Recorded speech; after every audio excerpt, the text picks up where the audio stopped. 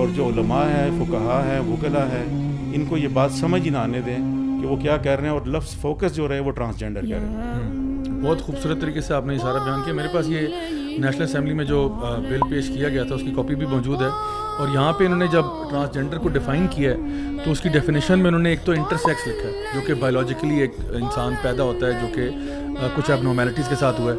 پھر انہوں نے سیکنڈ لیول پہ کہا کہ جس کی کیسٹریشن ہو گئی ہو, وہ بھی ڈال دیا انہوں نے بیچ میں, ٹھیک ہے, اسی ٹرانسجینڈر کی ڈیفینیشن میں.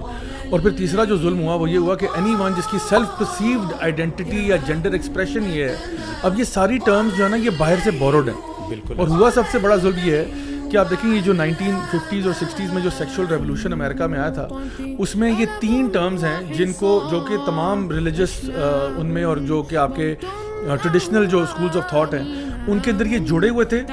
ان کو جو ہے یہ سپریٹ کیا گیا. اس میں سب سے پہلے تو یہ ہے کہ جی آپ کی جو ایک انسان کا سیکشول یعنی بائی برتھ اس کا سیکس کیا ہے, پہلی چیز یہ تھی.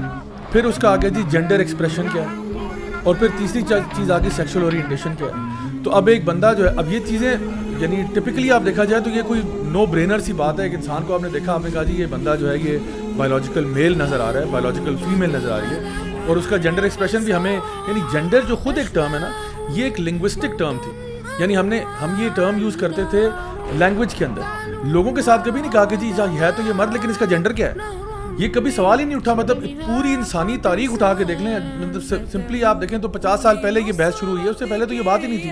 اور یہ ہوتا تھا کہ مثال کے طور پہ میں نے کہا جی ٹیبل ہے, چیئر ہے, کپ ہے, یہ ہماری زبانوں میں ہم کہتے تھے کہ جی اس کا ٹیبل اور اس کی کتاب, اور یعنی اس طرح سے یہ تو چیزیں جینڈر تو ان چیزوں میں آتا تھا. لیکن جو بندہ بایولوجیکل میل ہے اس کا جینڈر تو کبھی سوچا بھی نہیں ہم لوگوں نے. تو انہوں نے کیا کیا کہ ایک تو کہہ دیا کہ جی جو آپ کا بایولوجیکل سیکس ہے وہ ایک چیز ہے, جینڈر ایکسپریشن جو ہے اب یہ ایک مختلف چیز ہے, اور سیکشول اورینٹیشن جو ہے یہ تیسری چیز ہے. تو جو انڈرسٹوڈ بات تھی وہ یہ تھا کہ ایک انسان بایولوجیکل میل ہے, جینڈر ایکسپریشن بھی اس کا میل ہی ہوگا اور وہ ہیٹروسیکشول ہوگا, and like wise for the female. But now یہ کمپلیکیشنز ڈال کے یہ تیسری چیز جو بیچ میں ڈال دی تو میں سمجھتا ہوں سب سے خطرناک ہے. ڈاکٹر صاحب